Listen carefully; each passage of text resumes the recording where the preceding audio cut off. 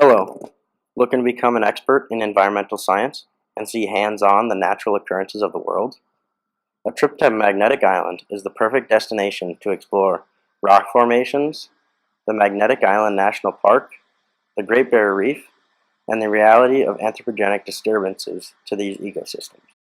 Magnetic Island is an island located off the shore of Townsville in Queensland, Australia. Here's a map to better orient yourself. First, we begin on Australia, then to the Queensland state in Australia, then to the city of Townsville. And 5 miles offshore of Townsville, we have arrived on Magnetic Island. Its latitude is 19 degrees, 9 minutes, 33.5412 seconds south, and longitude is 146 degrees, 51 minutes, and 12.7044 seconds east. Magnetic Island is abundant with wildlife, vegetation, and beautiful untouched natural landscapes, a great place for an environmental science student to gain a better understanding of crucial APES topics. For example, a student could better understand primary succession here.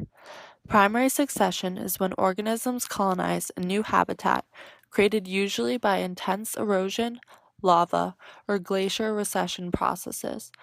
As the Queensland government stated, the story of Magnetic Island began 275 million years ago when molten granite was pushed to the Earth's surface with volcanic force. Over time, the overlying volcanic rocks weathered away, so this is also the perfect spot to examine elements of the rock cycle, which geoscience.edu defines as the diverse set of natural processes that lead to the formation and transformation of igneous, sedimentary, and metamorphic rocks. In addition, a student could see how the landscape of the island has been shaped by erosion, stated by the Encyclopedia Britannica as the general wearing down and molding of all landforms on the Earth's surface, including the weathering of rock in its original position and the transport of weathered material caused by wind action and glacial processes.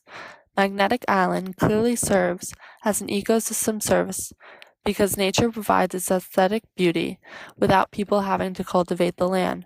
Why constrain yourself to the resources of a classroom when you can see these igneous rocks and beautiful landscapes in person? During your stay on Magnetic Island, a popular attraction is the world's largest living structure, the Great Barrier Reef.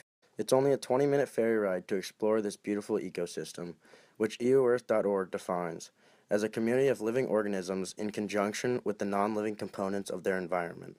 For an APE student, the reef would be a great place to study and examine runoff patterns and how human inputs threaten the complex ecosystem by adding excess and toxic nutrient sources that contaminate the Great Barrier Reef water.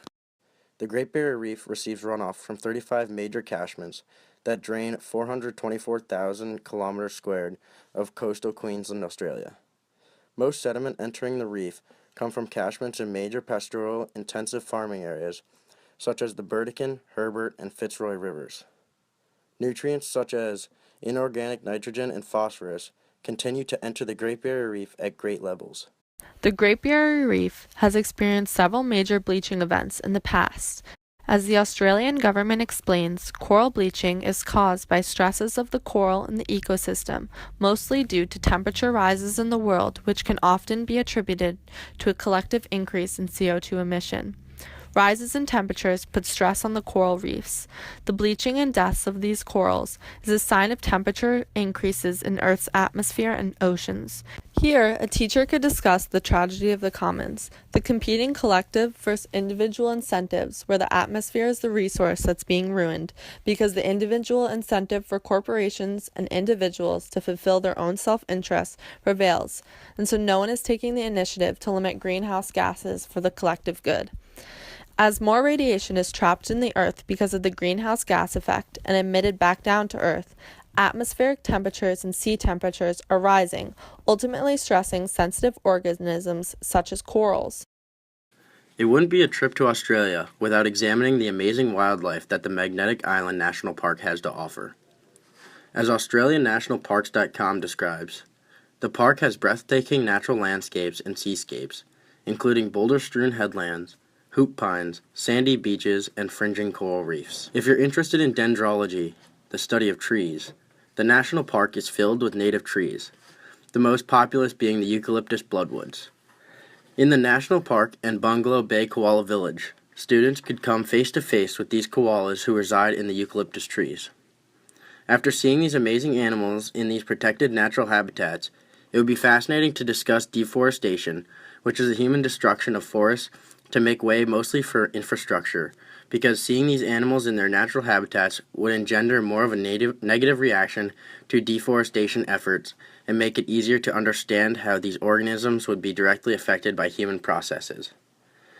Not only should you visit Magnetic Island now to explore the wonderful coral reefs, aquatic life, and wildlife, but through direct exposure to these ecosystems, a student will be able to see how intricate ecosystems are. This will not only allow students to have a better understanding of human effects on aquatic ecosystems, but also at the same time empower students to want to make change to protect these beautiful systems.